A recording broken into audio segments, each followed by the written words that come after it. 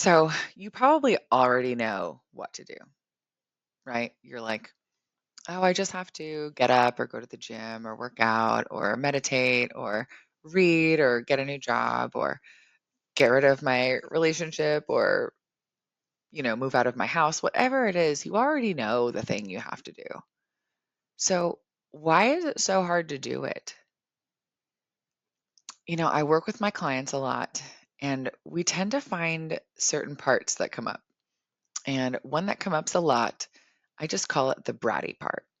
Now, this is the part of us that when you know you should be doing something, should, you should be doing something because you're going to get closer to the results that you want or closer to the life that you want to live or any of the results that you're looking for.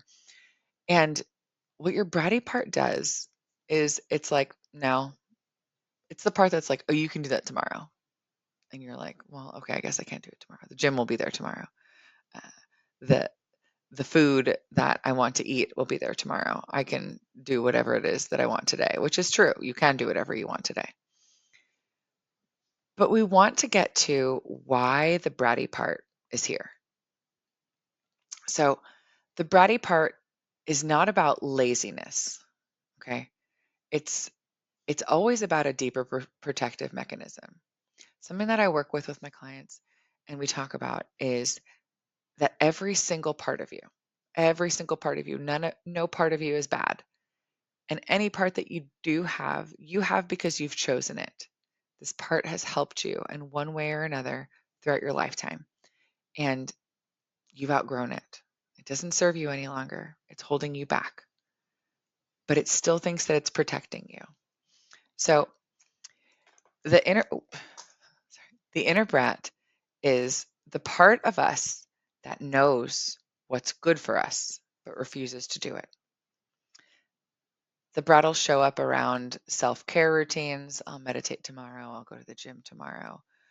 Um, Around homework from coaching or therapy or school or whatever it is that you're moving forward with, healthy habits that you're trying to create, and then tasks that create long-term growth but short-term discomfort. So those are the main times that you'll see this bratty part come out. And so, like I said, it's not the bratty part doesn't happen because you're lazy. That's just the bottom line. It does not happen because you're lazy. It does not happen because you don't have the discipline. Okay. Think back to the beginning where I talked about how we already know what to do. If you and I were to sit down to talk and you were to ask me, uh, you know, well, how do I get what it is that I want? I'd be like, well, what do you think you could do right now to start feeling better? And you'd be like, oh, I could do X, Y, and Z. And it's like, sure. So you already know. And it's actually what you're experiencing is a protective mechanism. And so, what the protective mechanism is probably protecting you against, and this is one of those things that you have to kind of unfold and really dig down and find out what the motivation for this part is feeling. So, you probably are experiencing a fear of disappointment that that the change won't work. So, if it's a matter of career, physical body, mental situation, anything like that, you're going to be afraid that the change won't work and it's not going to get you to this next place that you're hoping to go. So the bratty part's like, no, no, no, we're not doing that. Or maybe it's because a fear of outgrowing relationships if we succeed. They say that, our greatest fear isn't failing, it's that we will achieve our greatest dreams. And that is kind of scary, which also leads us to the fear of the unknown, you know, not knowing what your life is going to look like, who's going to be in your life, who's going to be around you, how are you going to be living, what is it going to look like, any of those things. Or even avoiding the discomfort of a new neural pathway forming. Our bodies are smart, our brains are smart. They they have all the information that we need. It's just a matter of us learning how to listen to it. So the first thing that I have people do, it's a 3-step solution. You need to name it. Name this bratty part. Part of me doesn't want me to do this versus I don't want to do this. Because if a part of you doesn't want to do it, then you don't not want to do it. It's just a part of you. And if a part of you doesn't want to do it, then that means another part of you does want to do it. And you're just witnessing those different parts in action. So you want to create separation between you and this resistance. And you do that by naming the part. And then I like to go a little further and give it a name, give it an identity. What is the bratty part of you called? What is their name? What do they want to go by? What kind of things do they like? What are their favorite snacks? What's what's their favorite TV show? What's something that makes them happy? What's something that they don't like? And and then notice when you sit with that, where this part shows up in your body. Where do you feel it in your body and how do you feel it? Is it is it like a lump in your throat? Is it like tightness in your chest? And once you can have the identify part, so we want to name it. And the second part is get curious, not judgmental. So we always want to approach with curiosity, not judgment. So we want to know, what is this part protecting me from? Or what does this part think it's protecting me from? Because remember, these parts you've chosen ages ago, as you are an adult now. So you probably aren't even aware that you chose this part, but here you are with this part. And when you ask, what is this part trying to protect me from, or what does it think it's protecting me from? I want you to listen. And again, we listen without judgment. In the true, we listen and don't judge way. So we want to really listen without judgment and try to understand, why is this part here? What is it here to show me? And then here's some common protective reasons so you can kind of help isolate and find that out. So avoiding failure or disappointment. Maybe you've had some experiences where you've tried really hard and done something really brave and big and it didn't work out like you thought it did. And maybe that's where this part came up. And the part's now like, hey, listen, we tried this before, it doesn't work. That's not necessarily true. So we have to question these kind of things. Maybe it's maintaining identity. Who will I be if I change? How will I know that I'm me if I change and I do these things? If you've been used to just going by the seat of your pants and flying by the seat of your pants and not making plans and everything, what would it look like if you kept a schedule? That sounds scary. It's unknown. And we also have to acknowledge the fear of successes and its responsibilities. What happens if I get it? And it's amazing and it's wonderful and it's all of the things I ever dreamed of. But what is the responsibility that comes along with that? Maybe this part is protecting me from that. And here's kind of a hard one to swallow, is your fear of other people's perception and reaction to your growth. Have you ever set a boundary with someone and they didn't like it? That's hard. And that's one of those reinforcing things of, well, see, I shouldn't set a boundary because it made them uncomfortable and they might not like me anymore. And that's not true. You need to set boundaries because you set them for you, not for them. Okay. We're moving out of our people pleasing days. And so we have identify it, look at it with curiosity. And then the third one is create a new agreement. Really thank this part for the protection it's given you. Give it radical acceptance and love and space that it has helped you so much throughout your life, even in ways that you can't imagine. So create a new agreement with it. Thank you so much for protecting me and keeping me safe in all these other times. Right now, though, I don't think I need your help doing that. This is your part. You created this part. You chose this part. You can change this part. So offer the part a new role that honors its intention. Maybe you need this part to be your cheerleader. Maybe you need it to, support you and give you love and affection and all of the things that you need from it.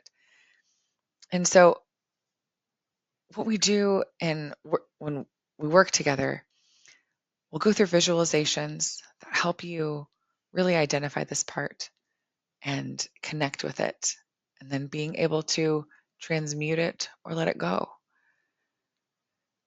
You can also do tapping, the EFT or breath, to help your nervous system adapt to the new role that you're giving your part.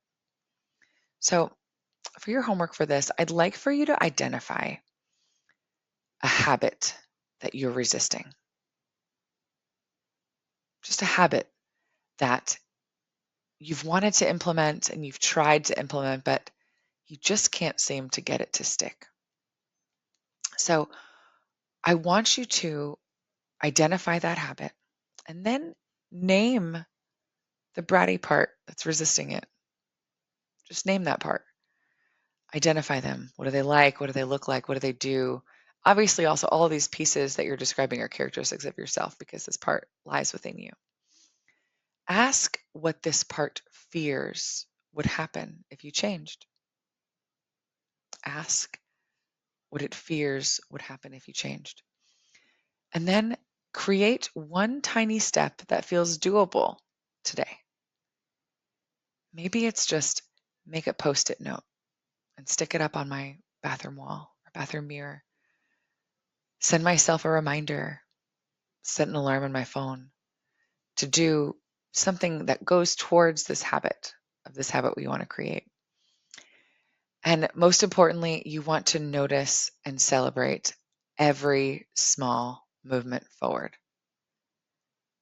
Let's say you're like, I want to be a yogi, and that's your goal. And there's this part that's like not letting you move forward with that. You want to do your yoga practices, you want to do your mindfulness and meditations, but you just can't seem to find the time to do it or make the time to do it. Set a timer for 2 minutes and do something for 2 minutes. You can do anything for 2 minutes. Start with that. And when you do it, celebrate it. Every win is a win. I've had clients who we meet and then they come back after a week and they're like, I didn't do any of my homework. It's like, okay, what do you think happened? And they're like, I don't know. I just didn't I just couldn't do it. I didn't have time to. We always challenge that to, did you not have time for it or you didn't make it a priority? Because if you didn't make it a priority, that's okay.